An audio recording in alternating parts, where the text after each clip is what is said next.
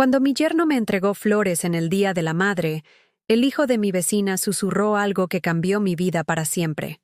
Nunca pensé que la traición más dolorosa vendría envuelta en papel celofán y con un lazo rosa. Hoy, voy a contarte algo que nunca pensé que contaría. Si tú también crees que nosotras aún tenemos valor, incluso después de los 60, escribe 1 en los comentarios. Y por favor, deja un like y suscríbete. Vamos a demostrar que somos fuertes juntas. El Día de la Madre amaneció con un sol tibio que se filtraba por las cortinas de encaje de mi pequeño apartamento en el barrio de Salamanca, en Madrid. Pero por dentro, mi casa seguía igual de fría que mi corazón. Me levanté a las 6:30, como cada mañana durante los últimos 40 años. Puse café en la cafetera italiana que compré cuando Ángela era pequeña, y arreglé la mesa del comedor con las servilletas bordadas a mano, que mi madre me enseñó a hacer cuando yo tenía 15 años. Servilletas que ya nadie nota, que ya nadie valora. Me puse mi vestido azul marino, el que Ángela me regaló hace 3 Navidades, el último regalo que recuerdo de ella, y me senté en el sofá de terciopelo gastado a esperar. Las manecillas del reloj de pared marcaban las horas con una lentitud cruel. 9:15, 10:30, 11 menos cuarto. Cada tic-tac era una puñalada de esperanza que se desvanecía. Desde la ventana, podía ver a las otras madres del edificio recibiendo visitas. Doña Carmen del segundo piso reía en su balcón mientras sus nietos corrían por el pasillo. La señora Pilar del quinto abrazaba a su hijo en la entrada del portal, cargado de bolsas y regalos. Y yo seguía esperando. Pasadas las 11:30, cuando ya había perdido toda esperanza, sonó el timbre. Mi corazón se aceleró como el de una niña en Nochebuena. Me emocioné tanto que casi tropiezo corriendo hacia la puerta, pensando que por fin mi hija, Ángela, había venido, que por fin me había recordado. Pero cuando abrí, no era ella. Era Iván, su esposo, mi yerno. Estaba ahí parado en el rellano, con su traje de domingo y una sonrisa que no llegaba a sus ojos. Una sonrisa cínica, calculada, como la de alguien que cumple con un trámite tedioso. En sus manos sostenía un ramo de claveles rojos del supermercado, aún con la etiqueta de precio pegada en el plástico transparente. «¡Feliz Día de la Madre, señora Teresa!», me dijo con esa voz que usaba cuando hablaba por teléfono con sus clientes del banco. «Aquí tiene. Me dijo Ángela que le trajera algo para que no diga que nos olvidamos de usted». Las palabras me cayeron como piedras en el estómago. «Para que no diga que nos olvidamos». Como si mi dolor fuera un capricho, como si mis lágrimas fueran chantaje. Me quedé congelada en el umbral de la puerta, el ramo temblando entre mis manos arrugadas. Pero fue esa frase, para que no diga que nos olvidamos, la que me partió el alma. No era amor lo que sostenía entre mis dedos, era lástima, era obligación, era el precio mínimo para comprar mi silencio. ¿Y dónde está Ángela?, logré murmurar, casi sin aire, aferrándome al marco de la puerta para no caerme. Iván suspiró, como si la pregunta lo molestara. «En casa de mi madre, señora. En Pozuelo. Ya sabe cómo es. Ella prefiere celebrar allá. Tiene jardín, piscina, más espacio para los niños». Hizo una pausa y me miró de arriba abajo. «Usted ya tuvo su tiempo. Ahora le toca a mi madre disfrutar de sus nietos». Dijo aquello con la frialdad de quien anuncia el clima. Se dio vuelta y se marchó.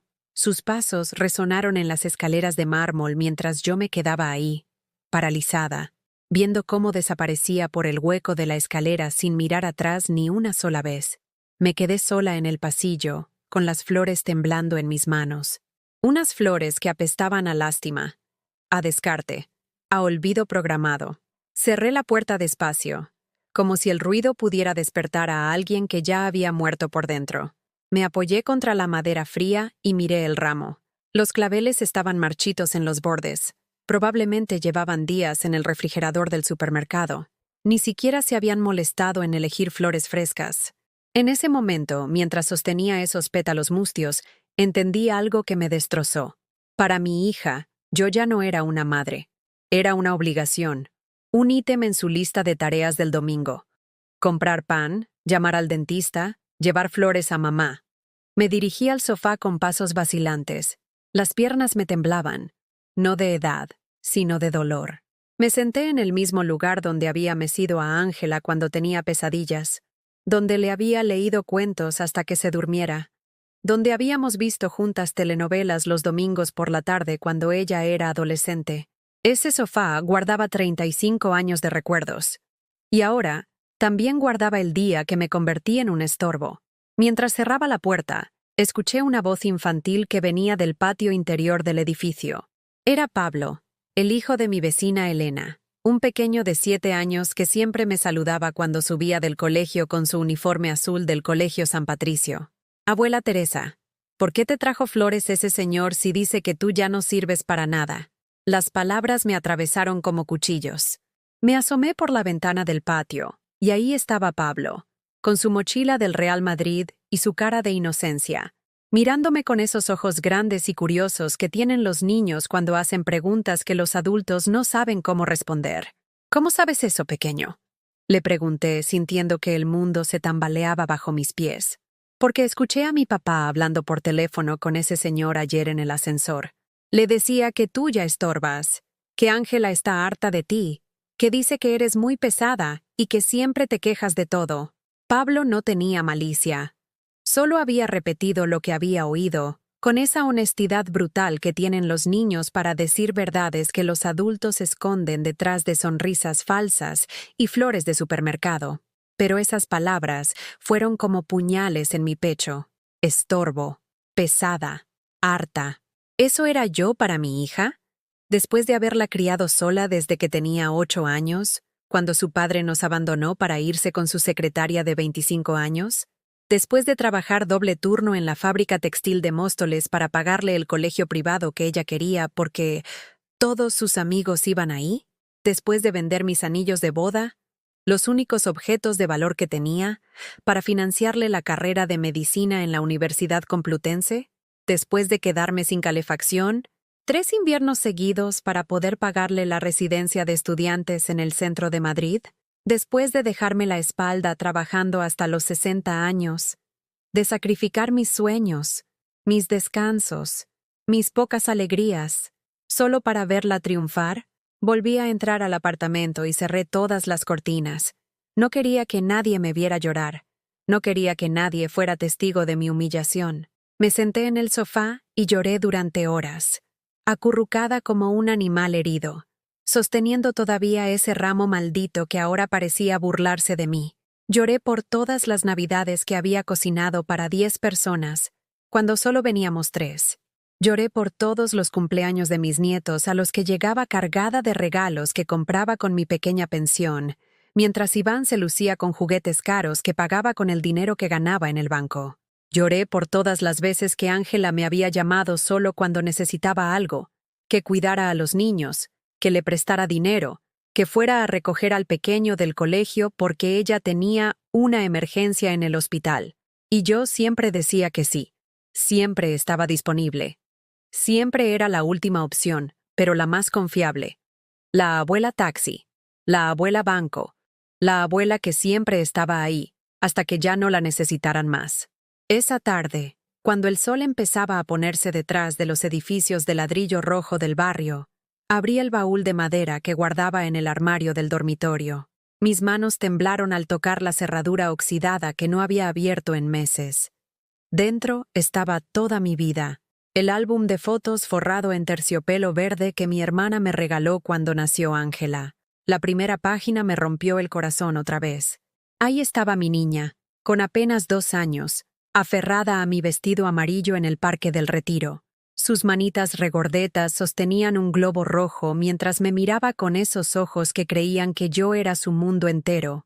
En esa foto, yo tenía 28 años, y sonreía como si no existiera nada más importante en el universo que esa pequeña que me había convertido en madre. Pasé las páginas lentamente, como si cada una fuera un cuchillo que se hundía más profundo en mi pecho. Ángela en sus primeros pasos en el pasillo de nuestro primer apartamento en Vallecas. Ángela con su uniforme azul de la guardería, cargando una mochila que era más grande que ella.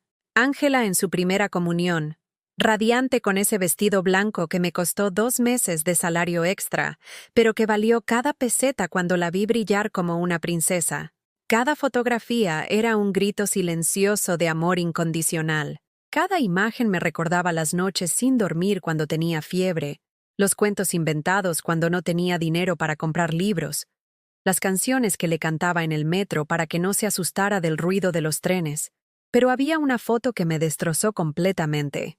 Ángela, ya con 18 años, el día que recibió la carta de aceptación en medicina.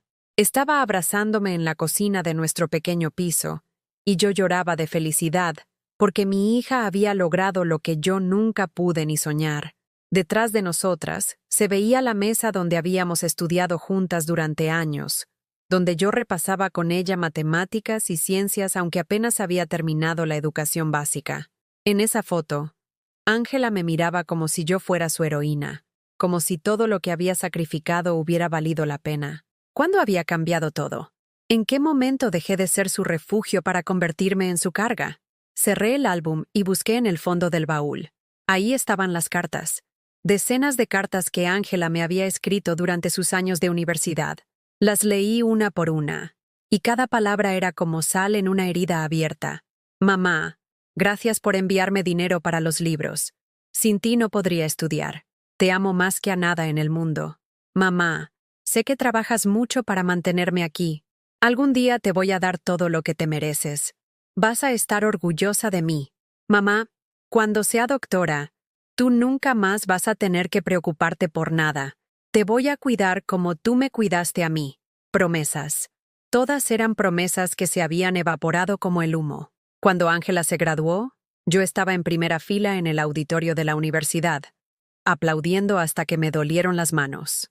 Era la única madre en esa ceremonia que había llegado en autobús porque no tenía coche, la única que llevaba un vestido comprado en el mercadillo de la cebada porque no podía permitirme algo nuevo. Pero no me importaba. Mi hija era doctora. Mi sacrificio había valido la pena. O eso creía. Porque después llegó Iván, el príncipe azul que trabajaba en el Banco Santander y conducía un BMW. El hombre perfecto que le abrió las puertas de un mundo que yo nunca podría darle. Restaurantes elegantes, vacaciones en la Costa Brava, ropa de marca, pisos en barrios exclusivos. Al principio, Iván era educado conmigo.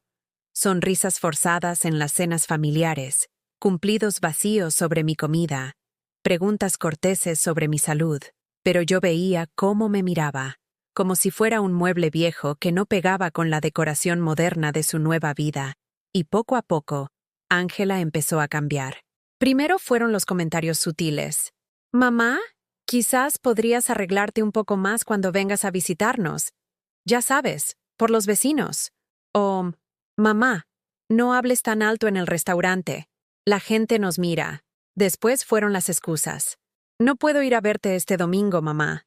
Iván tiene una cena de trabajo importante». O «Este año no podemos pasar Nochebuena contigo. Los padres de Iván nos han invitado a su casa en la sierra». Y finalmente, llegaron los silencios. Llamadas que no respondía. Mensajes que quedaban en visto. Invitaciones que se perdían en el vacío. Pero lo peor no era el abandono. Lo peor era darme cuenta de que mi hija se avergonzaba de mí. Lo entendí la noche de su boda, hace 5 años. Yo había ahorrado durante 2 años para comprarme un vestido digno para la ocasión. No era de diseñador, pero era bonito y me quedaba bien.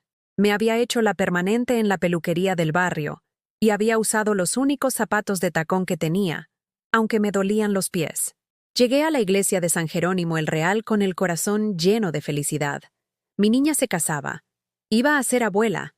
La vida nos sonreía. Pero cuando traté de sentarme en la primera fila, junto a los padres del novio, Ángela me susurró al oído. «Mamá, siéntate más atrás. Hemos reservado esos asientos para los invitados importantes». Invitados importantes. Yo, que la había criado sola, que había sacrificado mi juventud por ella, que había trabajado hasta quebrarme la espalda para que pudiera estudiar, no era lo suficientemente importante para sentarme en primera fila en la boda de mi propia hija. Me senté en la 5ª fila, detrás de compañeros de trabajo de Iván que apenas conocían a Ángela. Durante toda la ceremonia, traté de no llorar mientras veía cómo la familia de él ocupaba los lugares de honor que por derecho me correspondían a mí. En las fotos oficiales, yo aparecía al fondo, casi escondida detrás de los tíos de Iván. En el álbum de boda que me enseñaron meses después, yo era una figura borrosa en segundo plano, como una extra en la película de la vida de mi hija. Esa noche, en mi apartamento vacío, entendí que había perdido a mi hija mucho antes de que se casara. La había perdido el día que decidió que yo no era suficiente para el mundo al que quería pertenecer. Y aún así, seguí intentando, seguí llamando, seguí visitando, seguí fingiendo que no veía las miradas de impaciencia o los susurros que se cortaban cuando yo entraba a una habitación, porque era mi hija. Y una madre nunca se rinde, hasta el día de las flores marchitas, y las palabras de un niño inocente que me abrieron los ojos a una verdad que ya no podía ignorar. Mi amor se había convertido en una molestia. Mi presencia era un recordatorio incómodo del pasado humilde que Ángela quería olvidar. Guardé las fotos y las cartas de nuevo en el baúl. Al cerrarlo, sentí que también cerraba un capítulo de mi vida, el capítulo de la madre que creía que el amor incondicional era suficiente. El capítulo de la mujer que pensaba que los sacrificios siempre se reconocen y se valoran. Esa noche no pude cenar. El nudo en la garganta no me dejaba tragar ni siquiera un vaso de agua.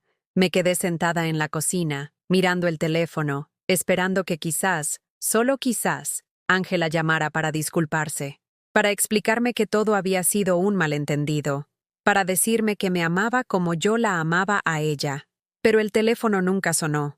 Y en el silencio de mi apartamento, rodeada de recuerdos que ahora me quemaban como brasas, entendí que había llegado el momento de dejar de esperar milagros que nunca iban a llegar. Los días siguientes pasaron como una película en cámara lenta.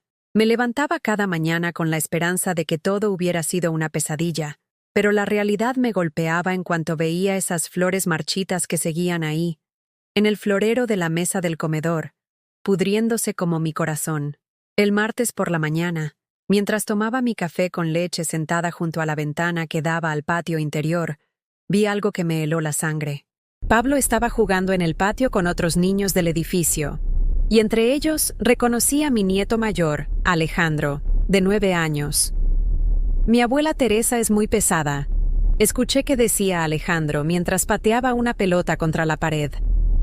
Mi papá dice que siempre está molestando y que por eso ya no vamos a verla.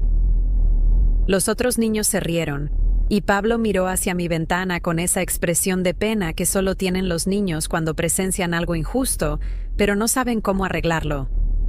Alejandro. Mi nieto. El niño al que había cuidado todos los veranos mientras Ángela trabajaba. El niño al que había enseñado a leer. Al que había llevado al parque de atracciones. Al que había consolado cuando se cayó de la bicicleta y se raspó las rodillas. Ese mismo niño ahora repetía las palabras crueles de sus padres como si fueran verdades absolutas. Me aparté de la ventana y lloré hasta que no me quedaron más lágrimas. ¿Cómo habían conseguido envenenar también a mis nietos en mi contra? ¿Qué clase de historias les estaban contando para que un niño de 9 años pensara que su abuela era una molestia? Esa tarde, decidí hacer algo que no había hecho en años. Revisar mi cuenta bancaria. Hacía tiempo que no miraba los extractos porque confiaba en que todo estaba en orden. Mi pensión se depositaba automáticamente cada mes, y yo vivía modestamente, sin grandes gastos. Pero cuando encendí el viejo ordenador que Ángela me había regalado hace 3 años y entré en la página web del banco, lo que vi me dejó sin respiración. Mi cuenta estaba casi vacía. De los 50.000 euros que había ahorrado durante toda mi vida trabajando en la fábrica textil, solo quedaban 700 euros. Revisé el historial de movimientos con manos temblorosas. Transferencia tras transferencia, todas autorizadas con mi tarjeta, todas dirigidas a la cuenta de Ángela. 5.000 euros en enero, 8.000 en marzo, 15.000 en mayo, 10.000 en agosto, 12.000 en noviembre del año pasado. Cada transferencia tenía una explicación que ahora recordaba con amargura. Para la entrada del piso nuevo, para arreglar el coche, para las vacaciones de los niños, para pagar el colegio privado, para la reforma de la cocina. Siempre había una emergencia. Siempre había una razón por la que Ángela necesitaba mi dinero prestado, aunque las comillas se habían vuelto invisibles con el tiempo, porque nunca me había devuelto ni un euro. Y yo, como la tonta que era, siempre decía que sí, porque era mi hija, porque los padres están para ayudar, porque ella me había prometido que me lo devolvería en cuanto cobrara la paga extra, o en cuanto Iván recibiera el bonus del banco. Pero el bonus nunca llegó, o llegó y se gastó en otras cosas.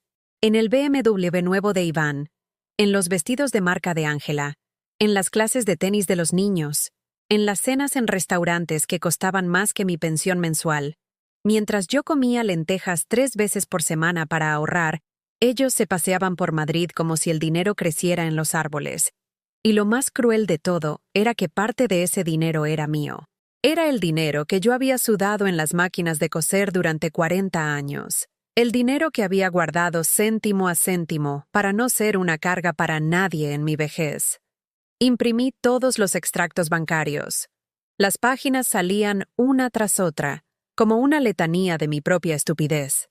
Cada hoja era la prueba de cómo me habían vaciado lentamente, como si fuera un pozo del que podían sacar agua infinitamente sin que nunca se secara. Pero yo sí me había secado. Y ellos ni siquiera se habían dado cuenta. Esa noche llamé a Ángela. Necesitaba una explicación. Necesitaba entender cómo había llegado a este punto sin darme cuenta. ¿Diga? Contestó con esa voz que usaba cuando estaba viendo la televisión y no quería que la molestaran. Ángela, soy yo. Necesito hablar contigo sobre el dinero que me has pedido prestado todos estos meses. Hubo un silencio. Después, un suspiro de fastidio. ¿Qué pasa ahora, mamá? ¿No me digas que te has vuelto tacaña con la edad? Tacaña. Me había llamado tacaña por preguntarle por mi propio dinero. No soy tacaña, Ángela, pero he visto mi cuenta y casi no me queda nada. Necesito que empieces a devolverme algo porque... Mira, mamá, me interrumpió con ese tono de profesora hablando con una niña lenta. Tú ya no necesitas tanto dinero. Vives sola, casi no sales. No tienes grandes gastos. Nosotros tenemos una hipoteca, 2 niños que mantener, gastos que tú ni te imaginas. Es normal que la familia se ayude. Pero Ángela, es todo mi dinero. Es lo único que tengo para... ¿Para qué, mamá? Para comprar más cosas que no necesitas. Para guardar dinero que cuando te mueras no vas a poder llevarte. Al menos nosotros le estamos dando un buen uso. Los niños van al mejor colegio, tienen las mejores oportunidades. ¿No es eso lo que tú querrías? Las palabras me cayeron como bofetadas. No solo me había robado mi dinero, sino que ahora me estaba diciendo que debería estar agradecida por ello. Ángela, ese dinero era para mi seguridad, para no ser una carga, para poder mantenerse si me pongo enferma o... Ay, mamá, siempre tan dramática. Si te pones enferma, ya veremos qué hacer. Pero ahora no te hagas la víctima. Nadie te obligó a ayudarnos. Lo hiciste porque quisiste, porque quise, como si hubiera tenido elección, como si alguna vez hubiera podido decirle que no a mi hija sin sentirme culpable durante semanas. Pero me prometiste que me lo devolverías, y te lo voy a devolver cuando pueda, pero ahora no puedo, mamá. Y francamente, me molesta que me presiones. Parece que ya no confías en mí. No confiaba en ella. Tenía razón. Después de ver esos extractos bancarios, después de entender que me había mentido durante meses, después de darme cuenta de que para ella yo era solo una fuente de dinero fácil, ya no confiaba en ella. Ángela, yo solo... Mira, mamá, tengo que colgar. Los niños tienen deberes y necesitan ayuda. Hablamos otro día cuando estés más tranquila y no tan alterada por tonterías. Y colgó. Me dejó hablando sola, con el teléfono en la mano y el corazón hecho pedazos. Tonterías. Mi dinero, mi seguridad, mi futuro. Todo eran tonterías para ella. Me quedé despierta toda la noche, calculando. Con 700 euros y mi pensión de 800 euros al mes, podía sobrevivir, pero apenas. No habría margen para emergencias, para medicinas que no cubriera la seguridad social, para reparaciones en el apartamento, para nada que se saliera de lo estrictamente básico. Y lo peor de todo era la certeza de que Ángela nunca me devolvería ni un euro, porque en su mente, yo ya había cumplido mi función. Había sido la madre que la crió, la que la educó, la que pagó sus estudios, y ahora había sido también el banco que financió su nueva vida. ¿Qué más podía necesitar de mí? Al amanecer, mientras preparaba mi café con la única cucharada de azúcar que me permitía al día para que me durara más el paquete, tomé una decisión que cambiaría todo. No iba a seguir siendo la mujer invisible que daba todo y no recibía nada a cambio. Era hora de que Teresa se defendiera por primera vez en su vida. La primera cosa que hice fue cambiar las claves de mi cuenta bancaria. Llamé al banco y expliqué que necesitaba actualizar toda mi información de seguridad. La chica del teléfono, que no debía tener más de 25 años, me habló con esa paciencia condescendiente que usan los jóvenes con los mayores, como si fuéramos niños que no entienden la tecnología. ¿Está segura de que quiere cambiar todo, señora? Es un proceso complicado y tendrá que venir en persona con su documentación. Estoy completamente segura, le dije con una firmeza que me sorprendió a mí misma. Después hice algo que no había hecho en años. Salí a caminar por el barrio. Necesitaba aire fresco, necesitaba moverme, necesitaba sentir que todavía tenía control sobre mi propia vida. Caminé por la calle Serrano, mirando los escaparates de las tiendas elegantes donde Ángela compraba ahora su ropa. Con mi dinero, me detuve frente a una joyería donde exhibían collares que costaban más que mi pensión de 6 meses. En el reflejo del cristal, vi a una mujer de 65 años, con el pelo canoso recogido en un moño sencillo, vestida con una chaqueta de punto que había comprado en Primark hace 3 años. Una mujer que parecía invisible para el mundo que la rodeaba. Pero por primera vez en mucho tiempo, esa mujer me miró a los ojos en el reflejo, y en lugar de vergüenza, vi determinación. Cuando llegué a casa, mi teléfono tenía 5 llamadas perdidas de Ángela. El corazón me dio un vuelco. ¿Habría reflexionado sobre nuestra conversación? ¿Vendría a disculparse? La llamé inmediatamente. ¿Qué has hecho, mamá?, me gritó desde el primer segundo, sin siquiera saludarme. He intentado hacer una transferencia para pagar el colegio de los niños, y me dice que la cuenta está bloqueada. ¿Te has vuelto loca? No me preguntó cómo estaba. No me pidió disculpas por colgarme la noche anterior.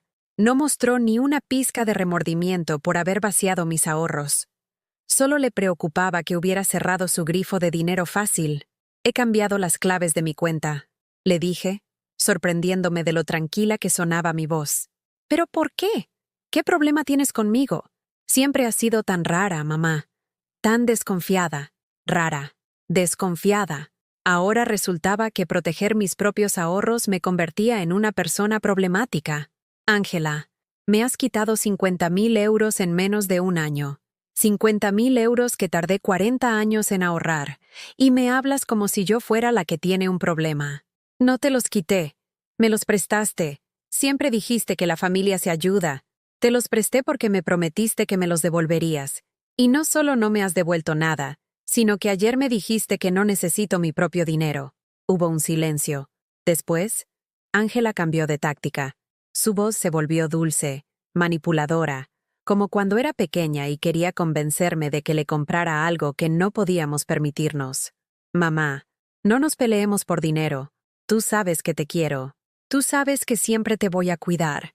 Pero ahora mismo estamos en una situación muy difícil. El colegio de los niños, la hipoteca, los gastos del día a día. Si no me ayudas, no sé qué vamos a hacer. ¿Y qué va a hacer de mí si me quedo sin ahorros? ¿Quién me va a cuidar cuando esté enferma? ¿Quién va a pagar mis medicinas? Ay, mamá, no seas tan negativa. Para eso está la sanidad pública. Y nosotros siempre te vamos a ayudar cuando haga falta. La sanidad pública. Como si eso fuera suficiente para todo.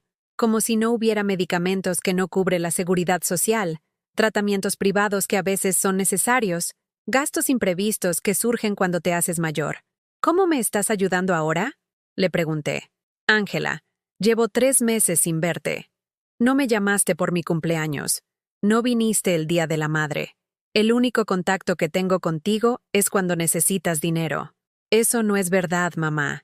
Estamos muy ocupados, pero no vengas con excusas. Tienes tiempo para ir a casa de la madre de Iván, para salir a cenar con tus amigas, para irte de fin de semana a la sierra. Solo no tienes tiempo para tu madre. La voz de Ángela se endureció otra vez. ¿Sabes qué pasa, mamá? Que tú siempre has sido así. Siempre te haces la víctima. Siempre estás quejándote de algo. Por eso papá se fue. Por eso nadie quiere estar contigo mucho tiempo. Porque eres agotadora. Las palabras me atravesaron como balas. Mi propia hija me había dicho que era agotadora, que por mi culpa su padre nos había abandonado, como si la infidelidad de ese hombre hubiera sido responsabilidad mía, como si no haber sido suficiente para mantener a mi marido me hubiera convertido en una persona defectuosa para siempre. Ángela, murmuré, sintiendo que todas mis defensas se derrumbaban. No, mamá, estoy harta, harta de tus dramas, harta de tus exigencias, harta de que siempre tengas que ser el centro de atención. Si quieres quedarte sola con tu dinero, perfecto. Pero no me llames después cuando te sientas sola y abandonada. Y volvió a colgarme. Me quedé ahí, con el teléfono en la mano, sintiéndome como si me hubieran vaciado por dentro. ¿Era cierto lo que decía? ¿Era yo realmente una persona agotadora? ¿Era cierto que siempre me hacía la víctima? Durante los siguientes días, esas preguntas me torturaron. Repasé cada conversación, cada momento, cada decisión de los últimos años. ¿Había sido muy demandante? ¿Había pedido demasiado? ¿Era normal que una madre esperara ver a sus hijos de vez en cuando? ¿Que esperara una llamada en su cumpleaños? ¿Que esperara no ser vaciada económicamente sin consideración alguna? La duda es un veneno terrible. Te hace cuestionar tu propia realidad, tu propia cordura. Te hace pensar que quizás, solo quizás, tú eres el problema. Pero entonces pasó algo que me abrió los ojos completamente. Era viernes por la tarde, y estaba regando las plantas del balcón cuando escuché voces en el patio interior. Era Ángela. Había venido al edificio, pero no a verme a mí. Estaba visitando a los vecinos del cuarto piso, una pareja joven con un bebé a la que conocía del parque. La escuché reír, hablar animadamente, preguntar por el bebé con esa voz dulce que yo recordaba de cuando era pequeña. Estaba siendo encantadora, atenta, cariñosa, todo lo que ya no era conmigo. Y entonces oí algo que me heló la sangre. Es que mi madre se está volviendo muy difícil con la edad. Le decía a Carmen, la vecina. Está obsesionada con el dinero, siempre pensando que alguien le va a robar. Tiene como una paranoia.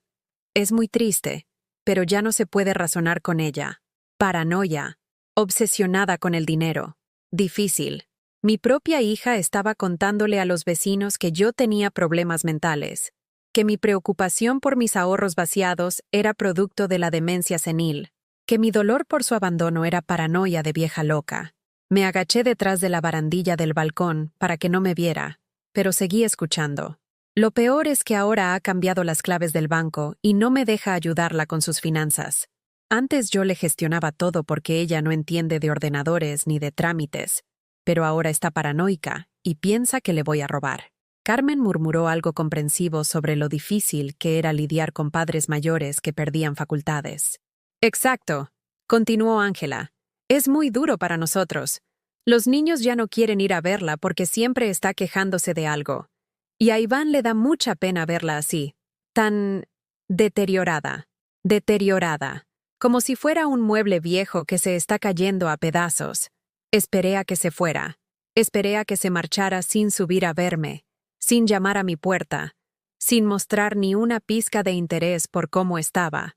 Y cuando oí que el portal se cerraba, me senté en el suelo del balcón y lloré. Pero esta vez no lloré de tristeza. Lloré de rabia pura y limpia que me quemaba por dentro como un fuego purificador. Mi hija no solo me había robado mi dinero y mi dignidad, ahora también estaba robándome mi reputación, pintándome como una vieja loca ante los vecinos para justificar su comportamiento. Esa noche tomé una decisión que cambiaría todo. Si Ángela quería jugar sucio, yo iba a aprender las reglas de su juego, pero las iba a jugar mejor que ella. Lo primero que hice fue documentar todo. Imprimí todos los extractos bancarios de los últimos 2 años, Marqué con rotulador amarillo cada transferencia que Ángela me había pedido prestada, y escribí al lado las excusas que me había dado en cada ocasión. El papel se llenó de mentiras destacadas en amarillo fosforito. Emergencia médica de Alejandro, cuando el niño estaba perfectamente. Reparación urgente del coche, cuando se habían comprado uno nuevo. Gastos inesperados del colegio, cuando habían estado de vacaciones en Santander.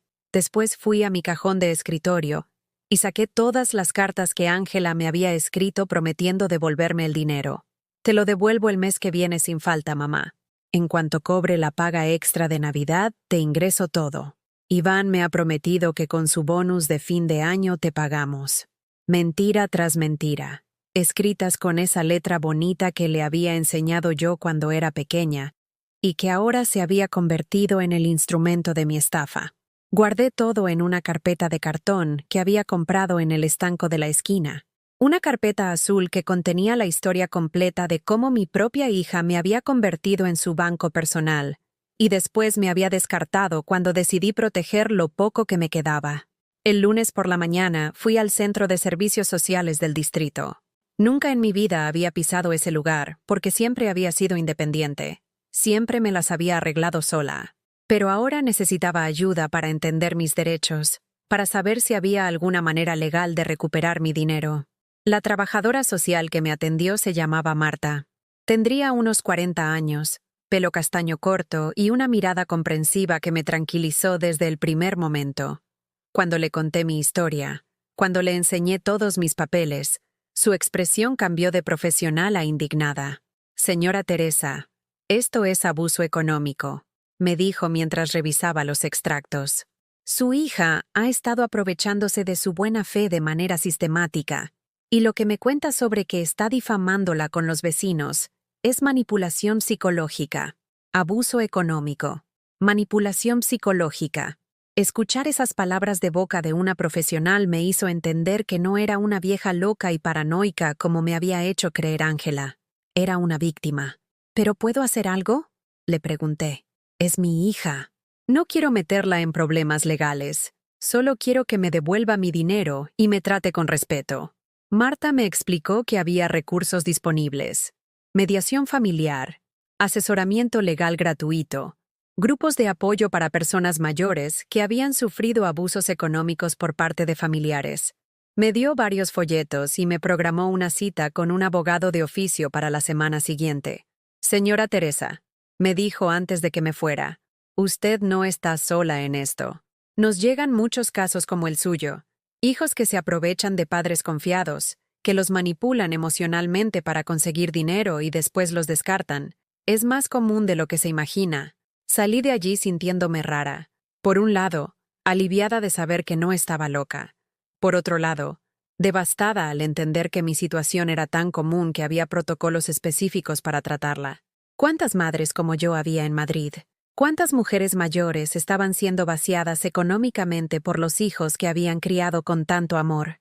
Esa tarde, Elena, mi vecina del quinto, me llamó a la puerta. Era una mujer mayor que yo, de 72 años, viuda desde hace 5. Vivía sola con su gato Bigotes, y siempre había sido muy reservada. Pero ese día tenía una expresión determinada que no le había visto nunca. Teresa, me dijo nada más abrir la puerta.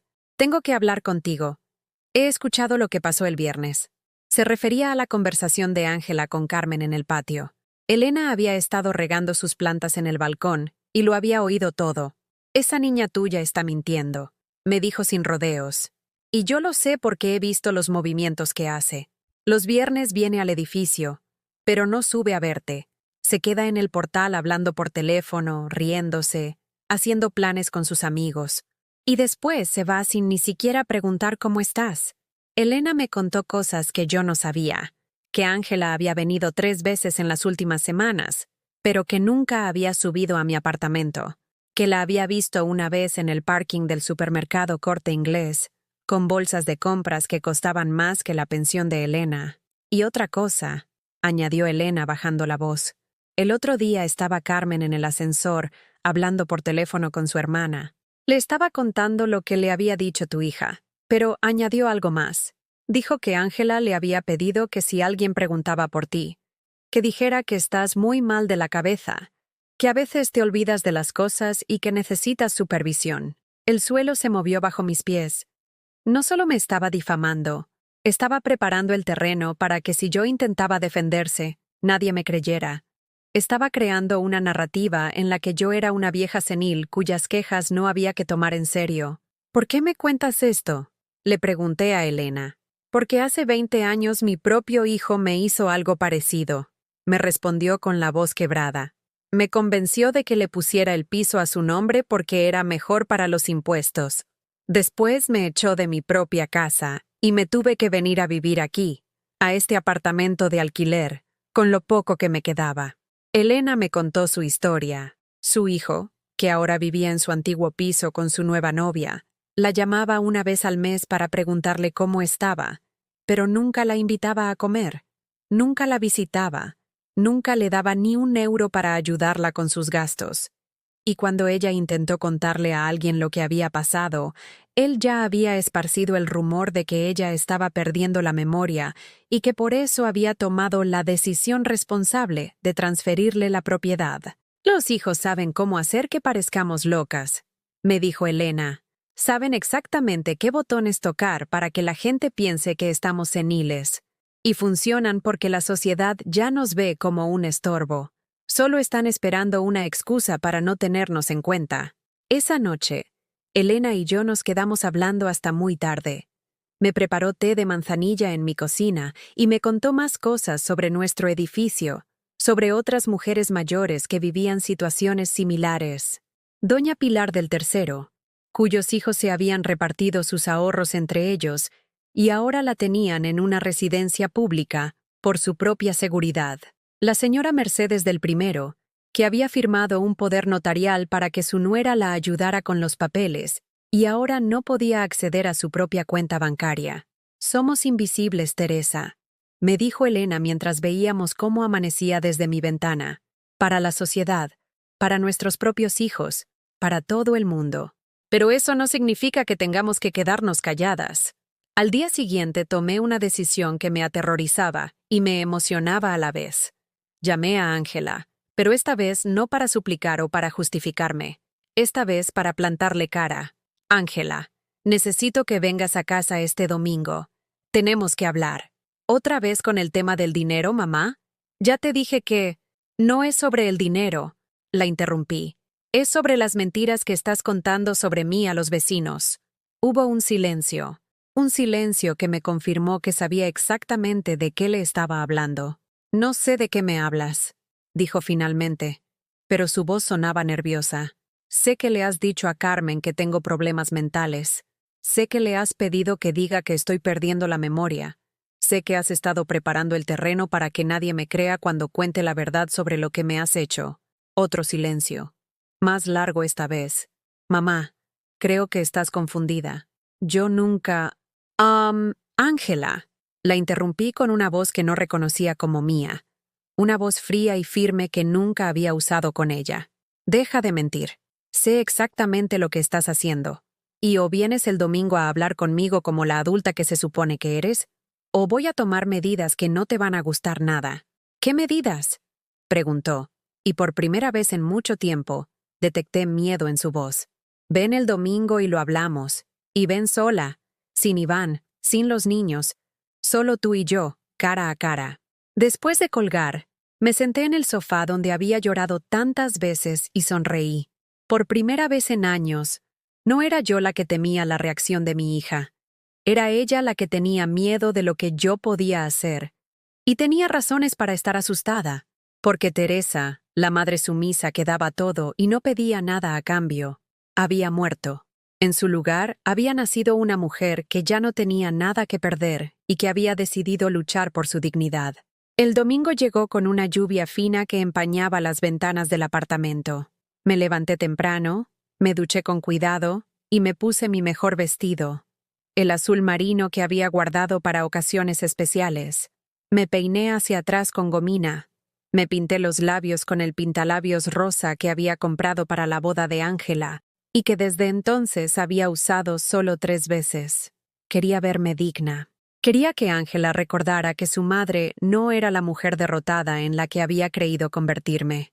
Preparé café y puse la mesa con las tazas buenas, las de porcelana con flores azules que habían sido de mi madre. También saqué la carpeta azul con todos los documentos.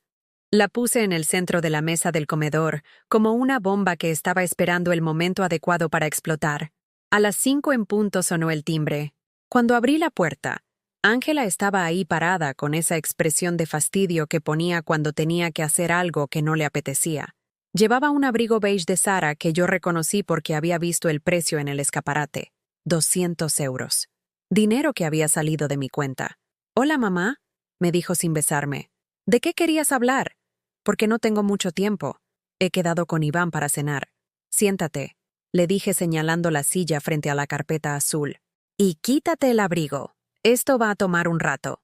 Ángela se quitó el abrigo con movimientos bruscos y se sentó con los brazos cruzados, como una adolescente rebelde castigada por sus padres. Pero yo ya no era la madre que se dejaba intimidar por su mal humor.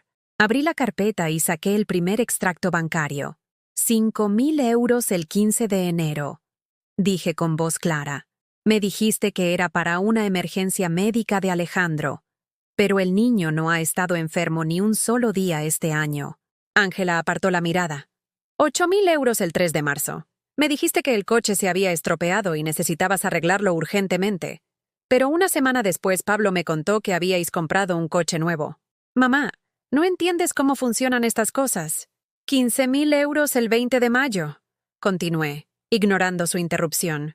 Para la reforma de emergencia de la cocina. Pero cuando fui a visitarte en julio, la cocina estaba exactamente igual que siempre. Seguí leyendo cada transferencia, cada mentira, cada excusa inventada. Con cada cifra que leía en voz alta, Ángela se hundía más en la silla. Sus mejillas se pusieron rojas, pero no de vergüenza, de rabia porque la habían pillado. En total, dije cuando terminé, me has quitado 50.000 euros en 12 meses.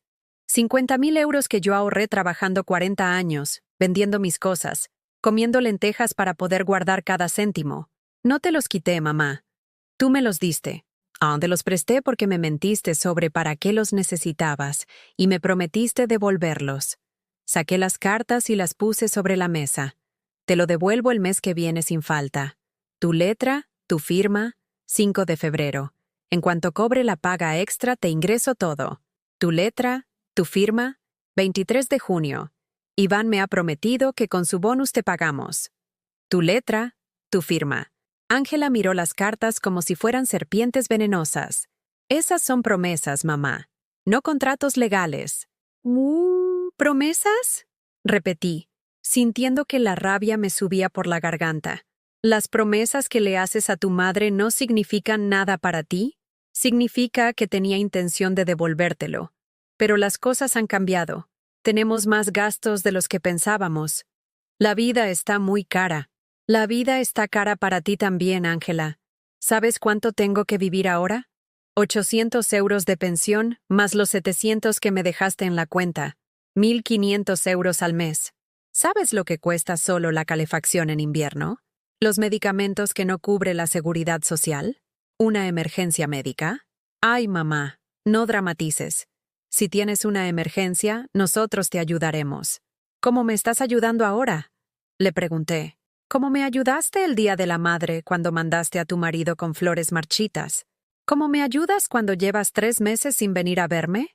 Ángela se removió incómoda en la silla. Mamá, ya te he explicado que estamos muy ocupados. Demasiado ocupados para tu madre. Pero no para ir a casas de tus amigos, para salir a cenar, para irte de fin de semana. ¿Me has estado vigilando? No te he vigilado. Es que vivo en el mismo edificio que Elena, que te ha visto venir aquí los viernes y marcharte sin subir a verme. Es que vivo cerca del Corte Inglés donde Carmen te ha visto comprando ropa que cuesta más que mi pensión. Los ojos de Ángela se endurecieron. ¿Has estado hablando de mí con los vecinos? No, Ángela. Has sido tú la que ha estado hablando de mí con los vecinos, contándoles que estoy perdiendo la memoria, que tengo paranoia, que estoy deteriorada mentalmente. Esta vez, Ángela no negó nada. Se quedó en silencio, pero su expresión lo confirmaba todo. ¿Por qué?, le pregunté. Y por primera vez mi voz se quebró. ¿Por qué necesitas que la gente piense que estoy loca? Porque es la verdad, mamá, dijo con una frialdad que me congeló la sangre. Estás obsesionada con el dinero, paranoica, siempre pensando que alguien te va a hacer daño.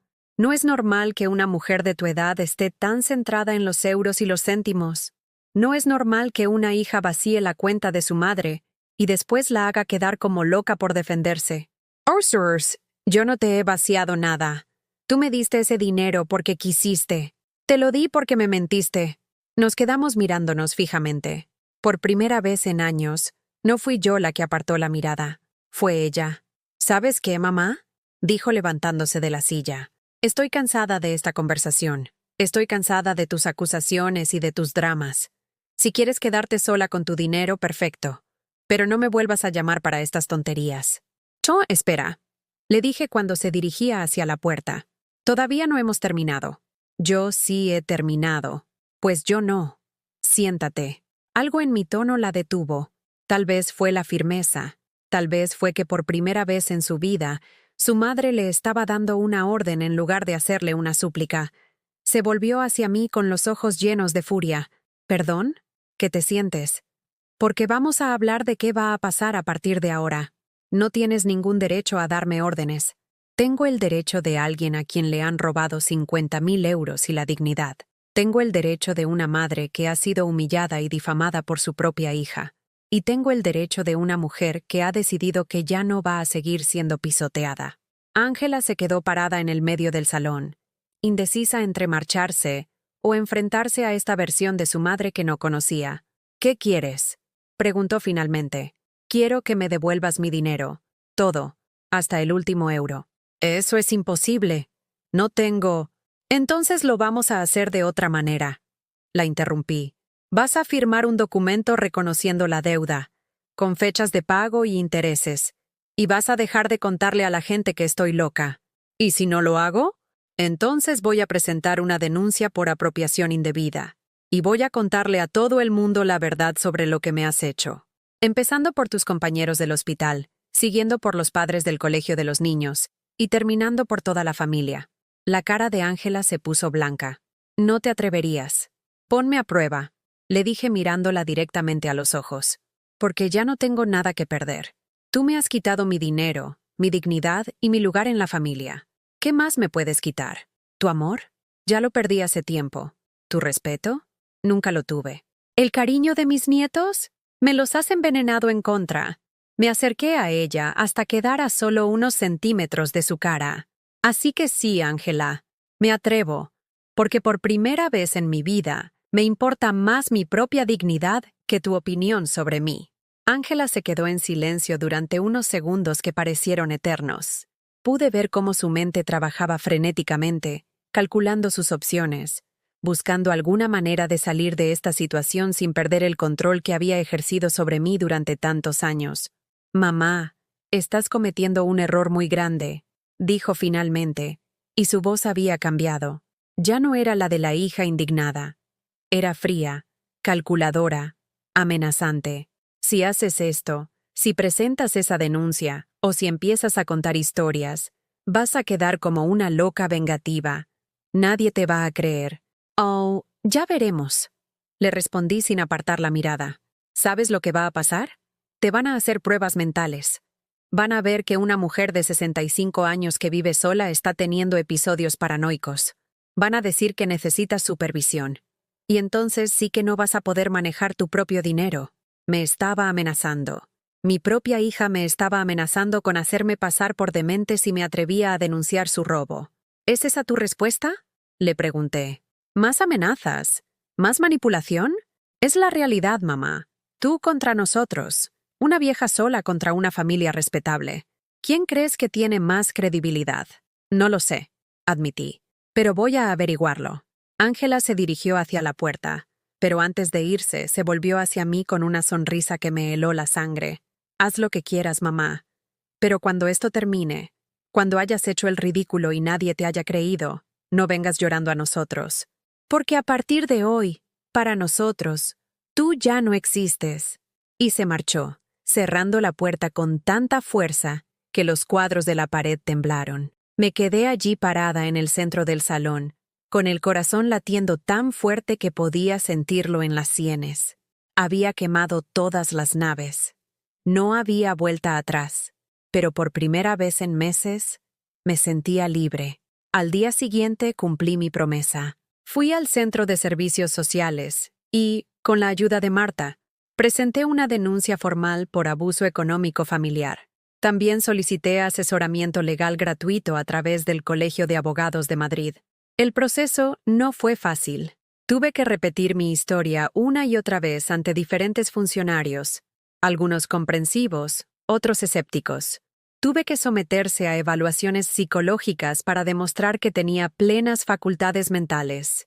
Tuve que revisar cada documento, cada transferencia, cada promesa rota. Pero no estaba sola. Elena venía conmigo a las citas más importantes. Marta me acompañó al juzgado. El abogado de oficio, un hombre joven llamado David, que se especializaba en casos de abuso familiar, me explicó cada paso del proceso con paciencia infinita. Señora Teresa, me dijo durante nuestra tercera reunión, su caso es sólido, tiene documentación completa, pruebas de las transferencias, evidencia de las mentiras. Y las evaluaciones psicológicas confirman que usted está perfectamente bien mentalmente. 3 semanas después de aquel domingo de lluvia, llegó la primera consecuencia. David me llamó para decirme que Iván había contactado a su bufete. Quieren llegar a un acuerdo extrajudicial, me explicó. Están dispuestos a devolver 30.000 euros a cambio de que retire la denuncia. 30.000. De los 50 que me habían robado. ¿Qué opina usted? Le pregunté. Que es una oferta insultante, respondió David sin dudar. Es evidente que están asustados. Si estuvieran seguros de que pueden ganar en los tribunales, no estarían ofreciendo nada. Entonces sigamos adelante. Al día siguiente, Ángela me llamó por primera vez desde nuestra confrontación.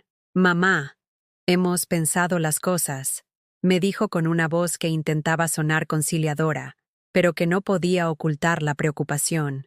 Creemos que podemos llegar a un acuerdo. Te podemos devolver la mayor parte del dinero.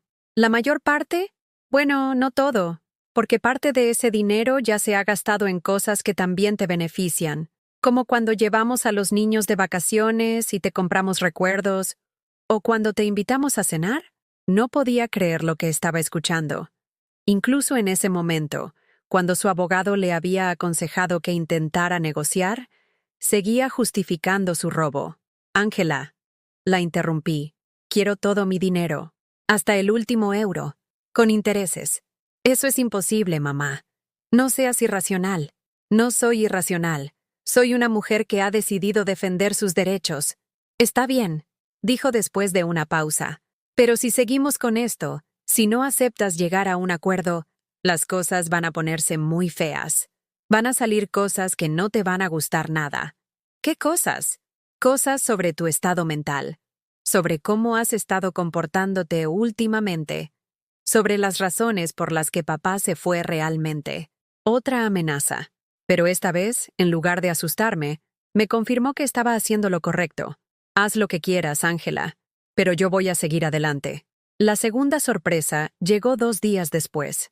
Era viernes por la tarde y estaba preparando la cena cuando sonó el timbre. Al abrir la puerta, me encontré con una mujer que no conocía. Tendría unos 50 años, elegantemente vestida, con un maletín profesional en la mano.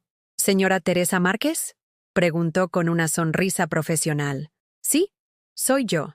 Soy Mercedes López, periodista de El Mundo. Me han llegado comentarios sobre su caso y me gustaría hablar con usted. Mi historia había llegado a los medios. Según Mercedes, una trabajadora social había comentado el caso en una conferencia sobre abuso a personas mayores, sin mencionar nombres.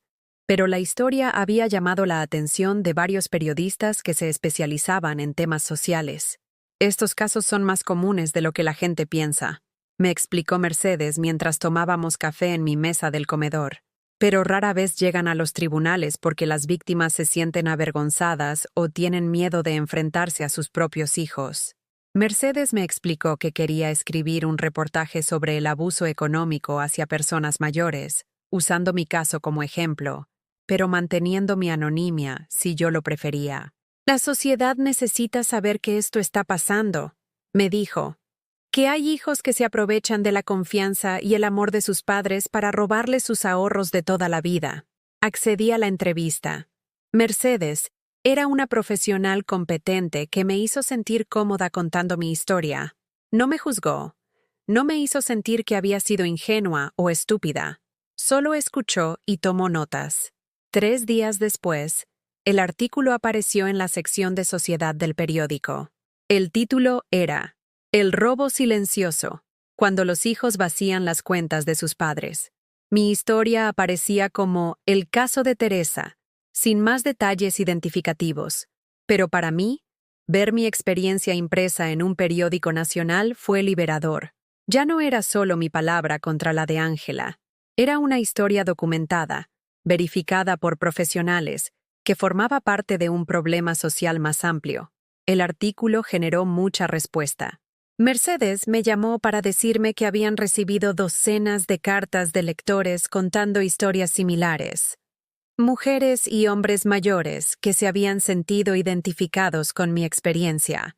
Pero la respuesta más inesperada llegó el lunes por la mañana. Era Alejandro, mi nieto mayor. Tenía 9 años, pero había conseguido el teléfono de Elena y la había llamado para que le diera mi número. Abuela Teresa, me dijo con esa voz de niño que intenta sonar muy serio. Quiero hablar contigo. ¿Turt? ¿Alejandro? ¿Cómo has conseguido mi teléfono? Le pedí a la señora Elena que me lo diera. Abuela, ¿es verdad que mis papás te quitaron tu dinero? Mi corazón se partió. Ese niño había oído algo. Había entendido algo. Y había tomado la decisión de llamarme a pesar de todo lo que sus padres habían intentado meterle en la cabeza sobre mí. ¿Por qué me preguntas eso, cariño? Porque oí a mamá hablando por teléfono con papá. Decía que ibas a meter a la familia en problemas por dinero. Y después oí a papá decir que eras mala y que no teníamos que verte más. Respiré profundo antes de responder. Alejandro, tus papás y yo tenemos un problema que los adultos tienen que resolver. Pero quiero que sepas que yo te quiero mucho, pase lo que pase. Yo también te quiero, abuela, y no creo que seas mala.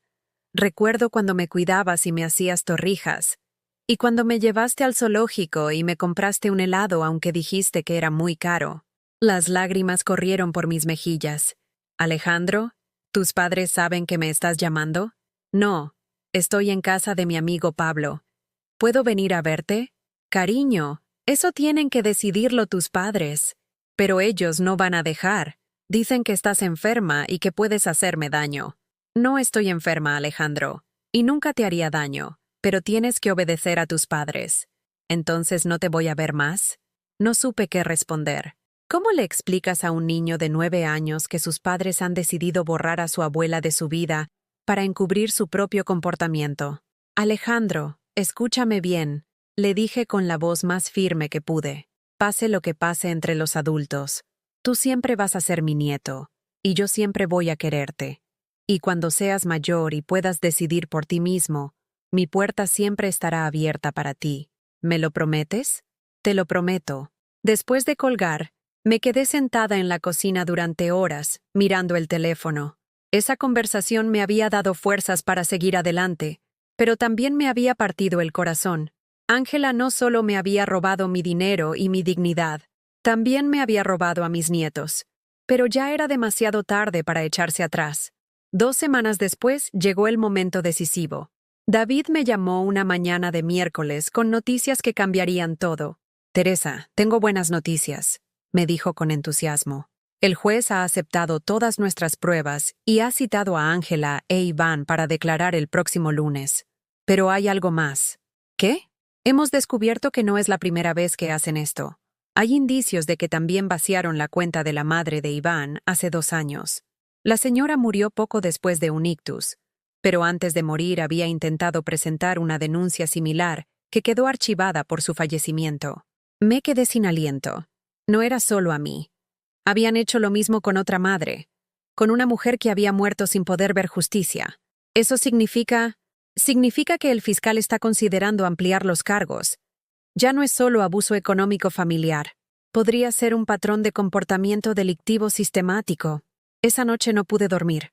Pensé en esa mujer que no conocía, la madre de Iván, que había muerto sintiéndose traicionada y robada por su propio hijo.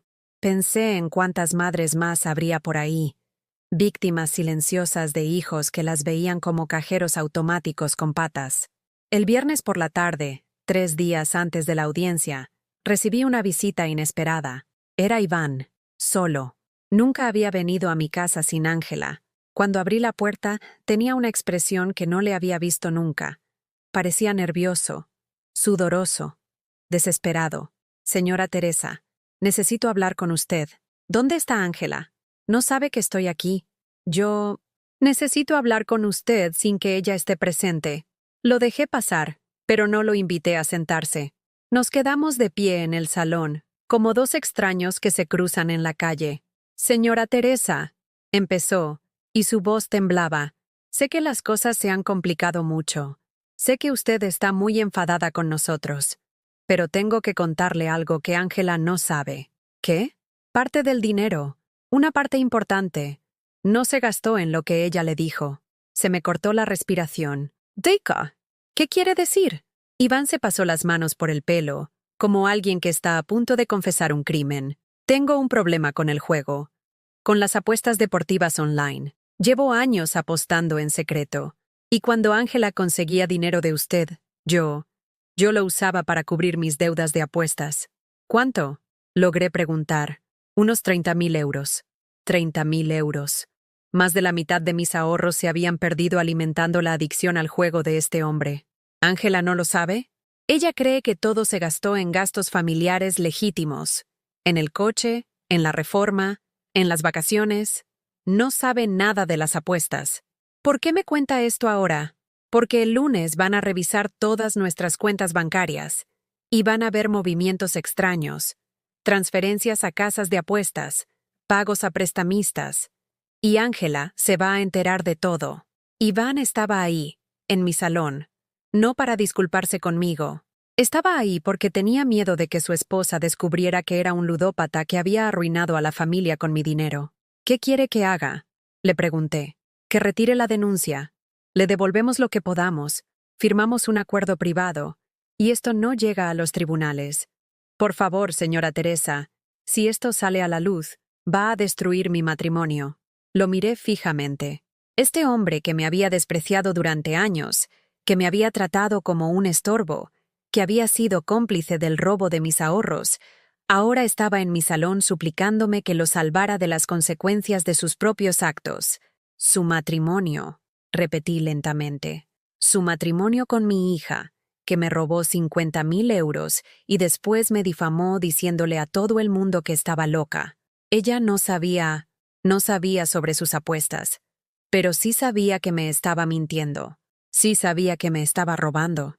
Sí sabía que me estaba vaciando la cuenta bancaria con excusas falsas. Señora Teresa, por favor, ¿sabe qué es lo más triste de todo esto, Iván? Le dije.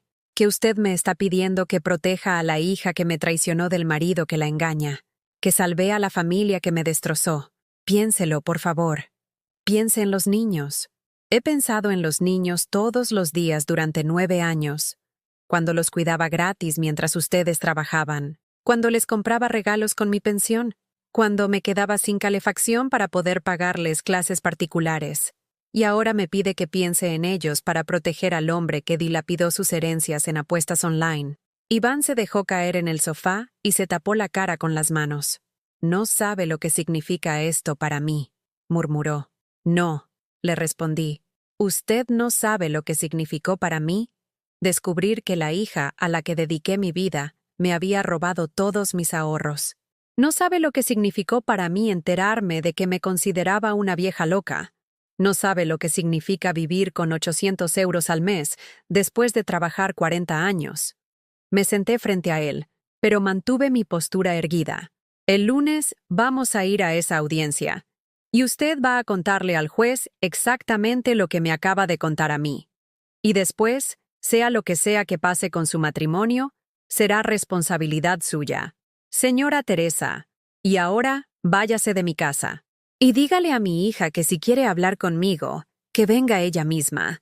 Estoy harta de intermediarios. Iván se levantó despacio, como un hombre derrotado. En la puerta se volvió una última vez. ¿No hay nada que pueda hacer para que cambie de opinión? Sí, le respondí. Haber respetado a la madre de su esposa desde el principio. Haber sido honesto con su problema de adicción. Haber impedido que Ángela me robara para financiar sus vicios. Pero es demasiado tarde para eso. Después de que se fuera, me serví una copa del coñac que guardaba para ocasiones especiales. No era una celebración, era una preparación, porque sabía que el lunes iba a ser el día más difícil de mi vida, pero también el día en que finalmente iba a recuperar mi dignidad.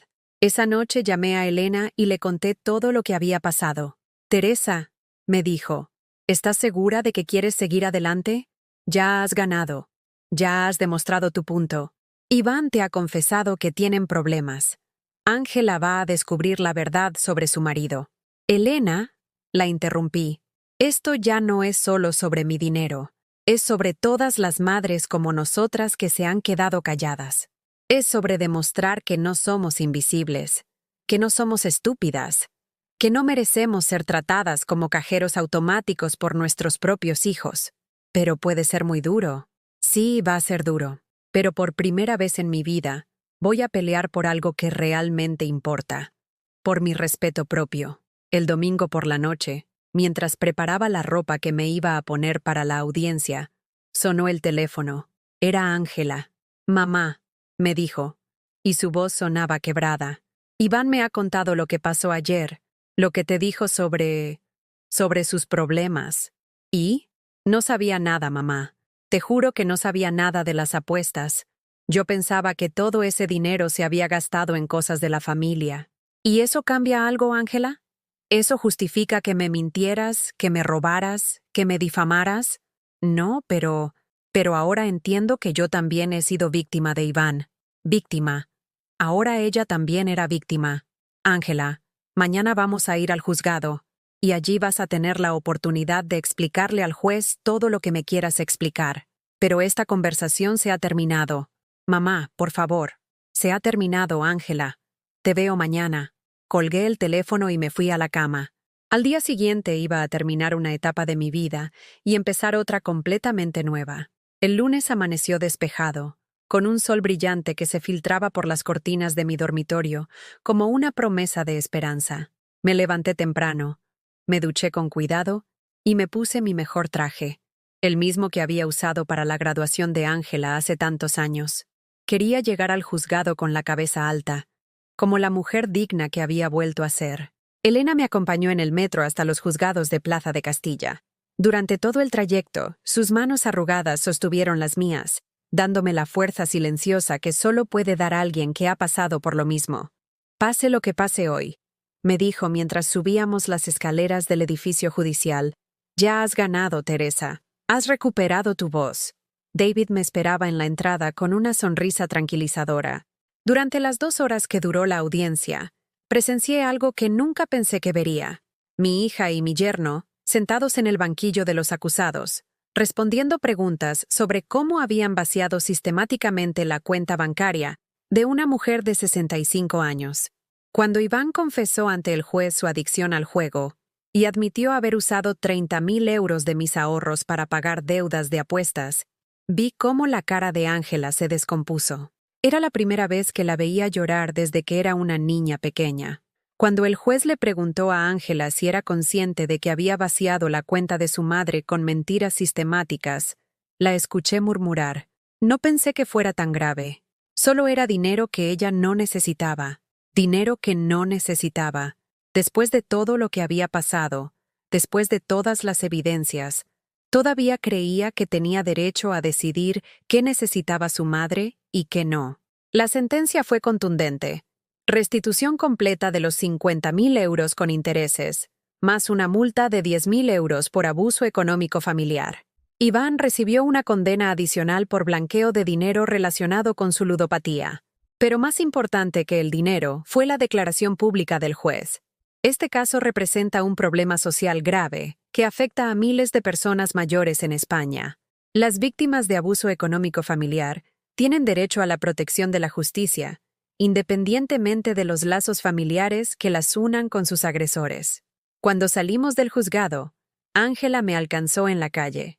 «Mamá», me dijo con los ojos hinchados de llorar. Lo siento mucho. No me di cuenta de lo que te estaba haciendo». La miré durante unos segundos que parecieron eternos. Vi a la niña pequeña que había sido, a la estudiante brillante que había criado, a la mujer adulta que me había traicionado, y por primera vez en mucho tiempo, sentí algo parecido a la paz. «Ángela», le dije con una voz que sonaba más tranquila de lo que me sentía. «Acepto tus disculpas, pero ahora tengo que reconstruir mi vida. Y tú tienes que decidir qué tipo de persona quieres ser a partir de ahora. ¿Significa eso que podemos intentar arreglar las cosas? Significa que la puerta de mi casa siempre estará abierta, pero vas a tener que llamar antes de entrar, y vas a tener que demostrar con hechos, no con palabras, que realmente has cambiado». Me di vuelta y caminé hacia Elena, que me esperaba con una sonrisa orgullosa. «¿Cómo te sientes?», me preguntó.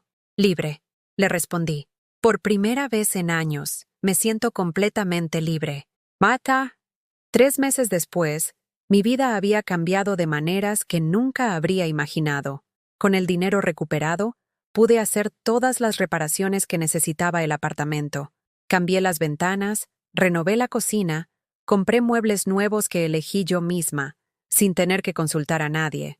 Pero el cambio más importante no fue material. Era la manera en que me veía a mí misma cuando me miraba al espejo cada mañana. Ya no veía a una mujer invisible que había perdido su propósito en la vida. Veía a alguien que había luchado por su dignidad y había ganado. Elena y yo nos hicimos inseparables. Empezamos a salir juntas los fines de semana, a descubrir restaurantes nuevos, a ir al teatro de vez en cuando. Después de décadas dedicándome exclusivamente a otras personas, estaba aprendiendo a disfrutar de mi propia compañía y de las amistades que elegía libremente. También me uní al grupo de apoyo que dirigía Marta en el Centro de Servicios Sociales. Cada martes por la tarde, nos reuníamos 6 o 7 mujeres que habíamos pasado por experiencias similares. Compartíamos nuestras historias, nos dábamos consejos mutuos y, sobre todo, nos recordábamos unas a otras que no estábamos solas. Una de esas tardes, una mujer nueva se unió al grupo. Se llamaba Carmen, tenía 68 años, y su historia era dolorosamente familiar. Una hija que había vaciado sus ahorros con promesas falsas, un yerno que la trataba como si fuera un estorbo, nietos que habían sido manipulados para verla como una molestia. «No sé si tengo fuerzas para luchar», nos dijo Carmen entre lágrimas. «Es mi hija. ¿Cómo denuncio a mi propia hija?». Me levanté de mi silla y me senté a su lado. «Carmen», le dije tomando sus manos, «hace un año yo estaba exactamente donde estás tú ahora. Pensaba que era mejor quedarme callada y sufrir en silencio que enfrentarme a mi hija. Pero ¿sabes qué aprendí? ¿Qué? Que el amor verdadero nunca te pide que aceptes el abuso. Si tu hija realmente te ama, va a entender que tiene que tratarte con respeto. Y si no te ama lo suficiente como para respetarte, entonces no vale la pena protegerla de las consecuencias de sus actos».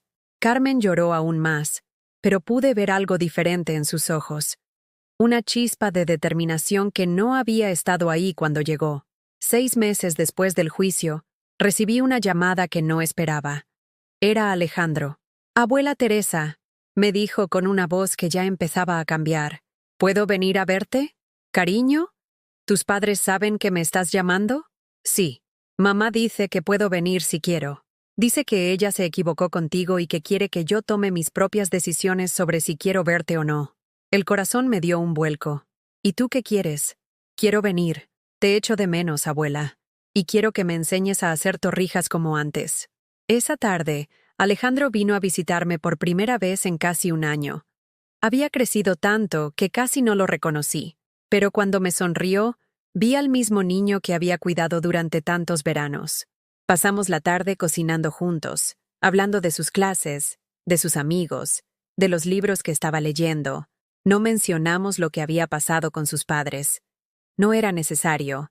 Él entendía, con esa sabiduría que a veces tienen los niños, que los adultos a veces cometen errores muy grandes y que las familias a veces se rompen antes de poder sanar. Cuando se iba, me abrazó muy fuerte.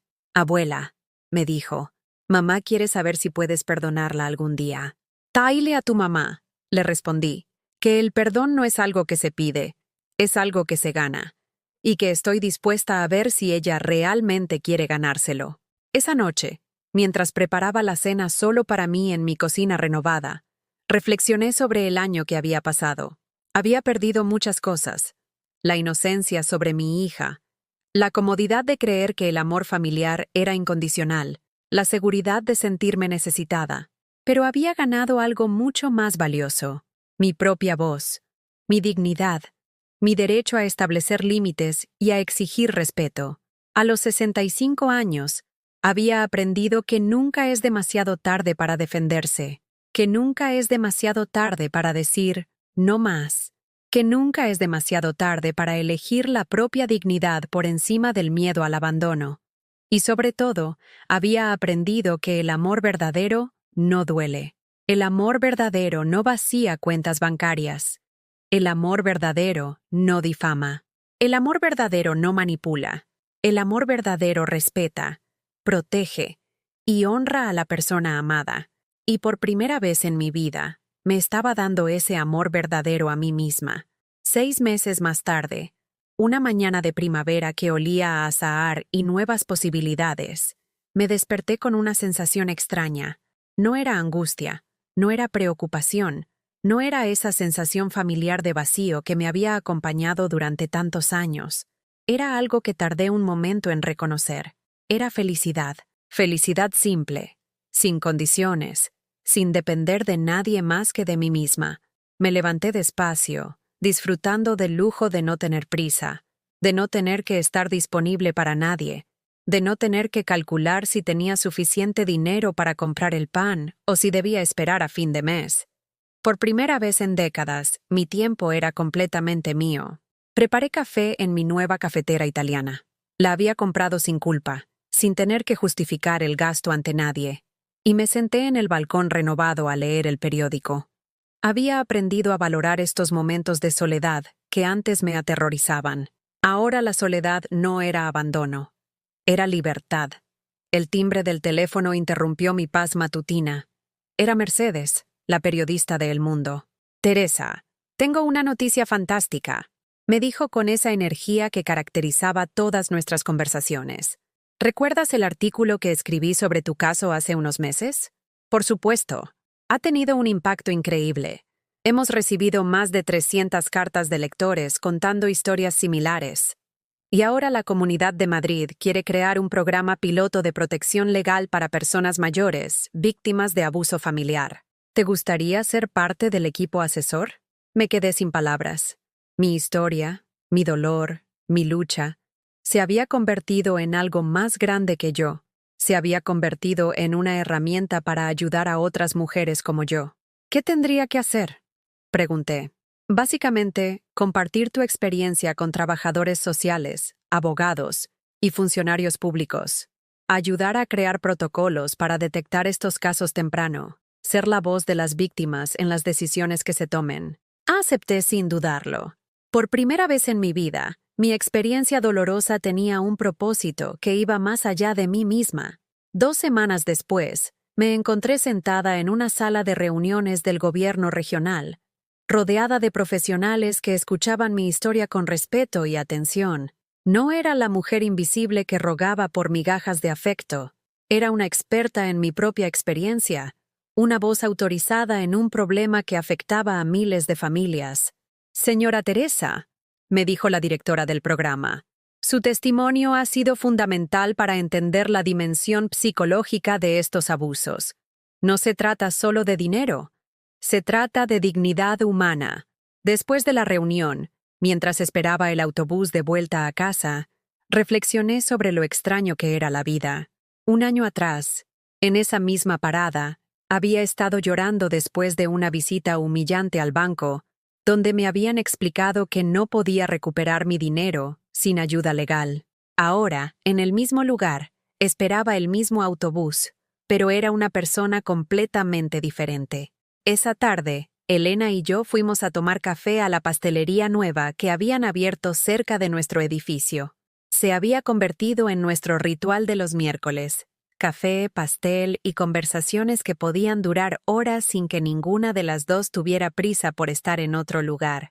¿Sabes qué es lo mejor de todo esto?, le dije mientras saboreaba un trozo de tarta de manzana que no había tenido que comprar con monedas contadas. ¿Qué? Que ya no necesito que nadie me valide.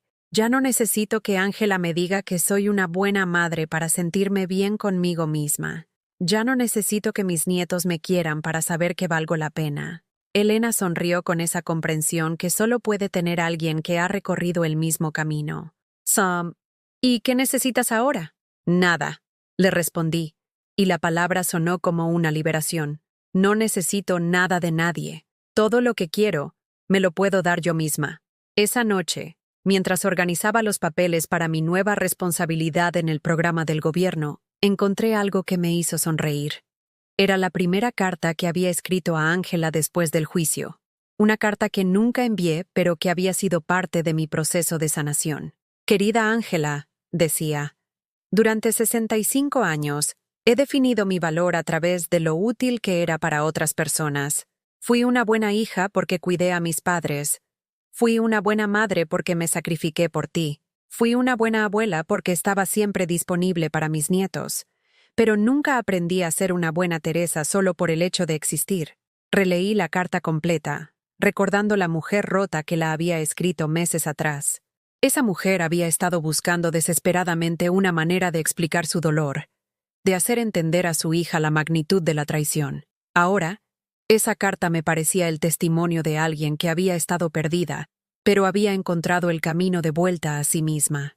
El viernes por la tarde recibí una llamada que no esperaba. Era Ángela.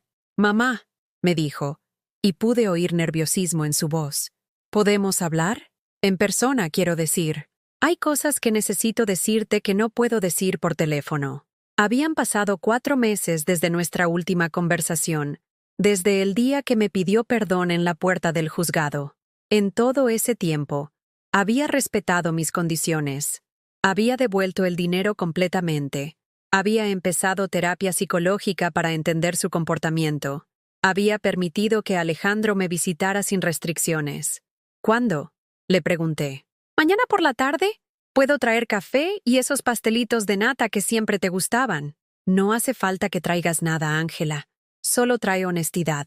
Al día siguiente, cuando abrí la puerta, vi a una mujer que se parecía a mi hija, pero que tenía algo diferente en los ojos. Ya no era la arrogancia segura de alguien que cree tener siempre la razón. Era algo parecido a la humildad. «Hola, mamá», me dijo, y esta vez sí me besó en la mejilla. Nos sentamos en el salón, en los sillones nuevos que había comprado para reemplazar el sofá donde había llorado tantas veces. El espacio físico renovado parecía simbólico. Este era un lugar diferente, para conversaciones diferentes, entre versiones diferentes de nosotras mismas. «Mamá», empezó Ángela, «he estado yendo a terapia, como me sugeriste, y he entendido cosas sobre mí misma que me avergüenzan mucho». «¿Do qué cosas?» «Que desde que me casé con Iván, empecé a verte como un recordatorio de todo lo que no quería ser. Una mujer mayor, sin dinero, sin estatus social, sin poder. Y en lugar de sentir orgullo por todo lo que habías hecho por mí, sentía vergüenza». Las palabras me dolieron, pero no con el dolor punzante de antes. Era un dolor más limpio, como el de una herida que finalmente se está curando. «¿Y ahora?», le pregunté. «Ahora veo a una mujer que tuvo el coraje de luchar contra su propia hija para recuperar su dignidad. Veo a alguien que podría haberme perdonado en silencio para mantener la paz familiar, pero que eligió la justicia por encima de la comodidad. Veo a alguien que es mucho más fuerte de lo que yo jamás seré». «Ángela». «No, mamá, déjame terminar», me interrumpió. «Durante toda mi vida adulta, he creído que te debía mi éxito, que porque tú te sacrificaste por mí, yo tenía que ser perfecta para justificar esos sacrificios, y esa presión me hizo resentirme contigo, porque sentía que nunca podría devolverte todo lo que me habías dado. Nunca te pedí que me devolvieras nada. Lo sé, pero yo me lo exigía a mí misma. Y cuando no pude corresponder emocionalmente, decidí corresponder económicamente. Pensé que si te daba una vida cómoda, si te incluía en mi prosperidad, eso compensaría la distancia emocional que había puesto entre nosotras. Pero usaste mi propio dinero para hacerlo. Sí, admitió con lágrimas en los ojos, porque en el fondo, una parte de mí sentía que me debías esa comodidad, que después de tantos años de sacrificios por mí, lo mínimo que podías hacer era sacrificar tu seguridad económica por mi estabilidad familiar. Era la conversación más honesta que habíamos tenido en décadas. Dolorosa, pero honesta. ¿Y qué has aprendido en terapia sobre todo esto? Le pregunté. Que el amor no se paga con sacrificios, que los padres no criar hijos para que les devuelvan las inversiones emocionales, y que yo convertí nuestra relación en una transacción económica, porque no sabía cómo manejar la culpa de no poder darte el amor que merecías. Nos quedamos en silencio durante varios minutos. Afuera, podía oír los sonidos normales de un sábado por la tarde. Niños jugando en el patio, televisores encendidos, conversaciones de vecinos. Ángela, le dije finalmente, aprecio tu honestidad. Aprecio que hayas hecho el trabajo de entender lo que pasó, pero necesitas saber que yo ya no soy la madre que espera desesperadamente tu amor. ¿Qué quieres decir? Quiero decir que he aprendido a ser feliz sin tu aprobación, que he construido una vida que me satisface, con amigos que me valoran, con actividades que me dan propósito. Si quieres formar parte de esa vida, eres bienvenida. Pero ya no voy a mendigar tu cariño. Ángela asintió lentamente. ¿Crees que algún día podremos tener una relación normal, como madre e hija que se respetan mutuamente? No lo sé, le respondí con total honestidad, pero por primera vez en años, estoy abierta a la posibilidad, siempre y cuando entiendas que las reglas han cambiado. Ya no soy la madre que dice sí a todo. Ahora soy una mujer que sabe decir no cuando es necesario. Cuando Ángela se fue esa tarde, me quedé sentada en mi sillón nuevo, viendo cómo el sol se ponía detrás de los edificios de mi barrio. No sentía la euforia del triunfo ni la amargura del resentimiento. Sentía algo mucho más valioso: paz. Paz de saber que había luchado por mi dignidad y había ganado. Paz de saber que mi valor como persona no dependía de lo útil que fuera para otros. Paz de saber que, a los 66 años, finalmente había aprendido la lección más importante de todas: que el amor propio no es egoísmo, es supervivencia. Un año después de esa conversación con Ángela, me encontré parada frente al espejo del dormitorio, preparándome para un día que jamás habría imaginado vivir. Era el día del lanzamiento oficial del Programa Teresa, así lo habían bautizado en mi honor, una iniciativa de la Comunidad de Madrid que ofrecía protección legal y apoyo psicológico a personas mayores, víctimas de abuso familiar. La mujer que me miraba desde el espejo ya no era la Teresa marchita que había recibido flores falsas hace 2 años. Llevaba un traje azul elegante que había elegido yo misma, sin preguntarle a nadie si me quedaba bien o si era apropiado para mi edad. Mi pelo canoso estaba peinado en un corte moderno que me había hecho sentir hermosa por primera vez en décadas. Pero lo más importante era lo que veía en mis ojos: confianza. Esa mañana, mientras desayunaba en mi cocina llena de luz, sonó el teléfono. Era Carmen, la mujer del grupo de apoyo que había llegado rota y desesperada hace 6 meses. Teresa, me dijo con una voz que sonaba completamente diferente a la primera vez que la había escuchado. Quería que fueras la primera en saberlo. Ayer mi hija me devolvió las escrituras de mi casa y me pidió perdón. Carmen, qué noticia tan maravillosa. No habría sido posible sin ti, sin el grupo, sin saber que no estaba sola. Mi hija me dijo que al principio pensó que yo me había vuelto loca cuando puse la denuncia, pero después vio el reportaje sobre el programa Teresa en televisión y entendió que lo que me había hecho era un delito, no un favor familiar. Después de colgar, me quedé pensando en todas las Cármenes que había conocido en este último año. Mujeres que habían llegado al grupo de apoyo, sintiéndose culpables por denunciar a sus propios hijos, y que habían salido comprendiendo que el amor verdadero nunca exige que aceptemos el abuso.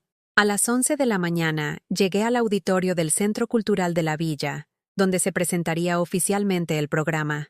Me sorprendió ver cuánta gente había venido: trabajadores sociales, abogados, periodistas, pero sobre todo, decenas de mujeres mayores que habían leído sobre mi historia y querían conocer los recursos disponibles para ellas. Mercedes me recibió con un abrazo cálido. ¿Nerviosa?, me preguntó. Un poco, admití. Nunca pensé que a mi edad estaría dando discursos públicos. Teresa, tú ya has estado dando el discurso más importante durante todo este tiempo, el discurso de la dignidad. Hoy solo vas a ponerle palabras. Cuando subí al podio para dirigirme al público, vi caras que me resultaban familiares y otras completamente nuevas. En primera fila estaba Elena, radiante de orgullo. 2 filas más atrás, reconocí a Alejandro, ahora de 11 años, sentado junto a Ángela. Mi hija había cumplido su palabra de apoyar este proyecto, aunque eso significara enfrentar públicamente la realidad de lo que me había hecho. Buenos días, comencé, y mi voz sonó firme a través del micrófono. Mi nombre es Teresa Márquez, y hasta hace 2 años, yo era invisible. Un murmullo recorrió el auditorio.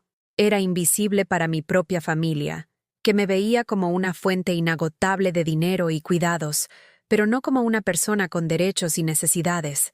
Era invisible para una sociedad que asume que las mujeres mayores no tienen nada importante que decir. Era invisible para mí misma, porque había olvidado que tenía valor más allá de lo útil que pudiera ser para otros. Vi cómo algunas mujeres del público asentían con la cabeza, reconociendo sus propias experiencias en mis palabras. Hoy estoy aquí porque aprendí algo fundamental, que nunca es demasiado tarde para recuperar tu voz, que nunca es demasiado tarde para exigir respeto, que nunca es demasiado tarde para elegir tu propia dignidad por encima del miedo al abandono. Continué hablando durante 20 minutos, contando mi historia sin vergüenza, sin minimizar el dolor, pero también sin victimizarme. Expliqué cómo había encontrado ayuda profesional, cómo había construido una red de apoyo, cómo había aprendido a poner límites. El programa Teresa no es solo mío, dije hacia el final. Es de todas las mujeres que han decidido que merecen mejor. Es de todas las que han entendido que el amor verdadero nunca duele, nunca vacía cuentas bancarias, nunca humilla. Cuando terminé, el aplauso fue largo y cálido. Pero lo que más me emocionó fue ver a una mujer mayor en la 5ª fila que se había puesto de pie y lloraba mientras aplaudía. En sus ojos reconocí el alivio de alguien que finalmente había encontrado palabras para nombrar su dolor. Después de la presentación, se acercaron a mí docenas de personas. Mujeres que querían contarme sus historias, hijas que habían reconocido sus propios comportamientos abusivos en mi relato, profesionales que querían colaborar con el programa. Pero la conversación que más me marcó fue con una mujer de unos 70 años que se presentó como Dolores. Señora Teresa, me dijo con lágrimas en los ojos, yo estoy viviendo exactamente lo que usted vivió. Mi hijo me pide dinero constantemente. Me dice que soy egoísta si no lo ayudo. Me hace sentir culpable por tener ahorros cuando él tiene dificultades económicas. ¿Y qué va a hacer ahora?, le pregunté. No lo sé. Es que es mi hijo. Dolores, le dije tomando sus manos. Yo también decía, es que es mi hija durante años. Pero ¿sabe qué aprendí? Que el hecho de haber parido a alguien no me convierte en su propiedad. Que ser madre no significa renunciar a ser persona. Le di el número del centro de asesoramiento y la invité al grupo de apoyo. La vi alejarse con paso más firme, como si las palabras hubieran plantado una semilla de determinación en su corazón. Esa tarde, de vuelta en mi apartamento, preparé té y me senté en mi sillón favorito a reflexionar sobre todo lo que había pasado. En la mesa de centro tenía una foto nueva. Alejandro y yo el mes pasado, en el Parque del Retiro, alimentando a los patos como hacíamos cuando era pequeño. Pero ahora era diferente. Ahora nuestros encuentros no dependían de los horarios de sus padres o de si yo había sido buena esa semana. Eran el resultado de una relación que estábamos construyendo libremente, basada en cariño mutuo y no en obligación. Ángela y yo habíamos encontrado un equilibrio extraño pero funcional. Nos veíamos una vez al mes, siempre con cita previa, siempre con límites claros. Ella había aprendido a no pedirme favores económicos, Y yo había aprendido a no sentirme culpable por no estar disponible cada vez que tenía un problema. Era una relación más pequeña que antes, pero más honesta. A las 6 de la tarde, recibí una llamada de Marta, la trabajadora social que había sido la primera en validar mi experiencia. «Teresa, tengo que contarte algo increíble», me dijo emocionada. Desde que se anunció el programa Teresa esta mañana, hemos recibido 43 llamadas de personas pidiendo información, 43 casos nuevos en un solo día. Eso significa que tu valentía para contar tu historia está salvando a otras familias. Está dando voz a mujeres que creían que estaban solas. Está cambiando vidas, Teresa. Después de colgar, me quedé pensando en algo que mi madre solía decirme cuando era niña. Las cosas buenas llegan a quienes saben esperar. Durante años interpreté esa frase como una invitación a la pasividad, a quedarse callada y conformarse con lo que otros decidieran darme. Ahora entendía que mi madre se había equivocado. Las cosas buenas no llegan a quienes esperan, llegan a quienes luchan, a quienes se levantan cada mañana y deciden que merecen mejor, a quienes encuentran el coraje de cambiar lo que no les funciona, aunque eso signifique enfrentarse a las personas que más aman. Esa noche, antes de acostarme, escribí en el diario que había empezado a llevar durante la terapia. Hoy he comprendido que mi historia no terminó el día que recuperé mi dinero o el día que gané el juicio. Mi historia realmente comenzó el día que decidí que mi dignidad valía más que la comodidad de mantener la paz familiar. Todo lo demás, el programa, las conferencias, las mujeres que me buscan pidiendo ayuda, son solo las consecuencias naturales de esa primera decisión, elegirme a mí misma. A los 67 años, finalmente he entendido que no vinimos a este mundo a ser cómodas para otros. Vinimos a ser auténticas con nosotras mismas. Y cuando una mujer mayor encuentra su autenticidad, se convierte en una fuerza imparable. Cerré el diario y apagué la luz. Mañana sería otro día, lleno de posibilidades que había creado yo misma, porque había aprendido la lección más importante de todas, que la vida no se acaba a los 60. A veces, recién comienza. Y mi nueva vida había comenzado el día que decidí que las flores marchitas ya no eran suficientes para mí.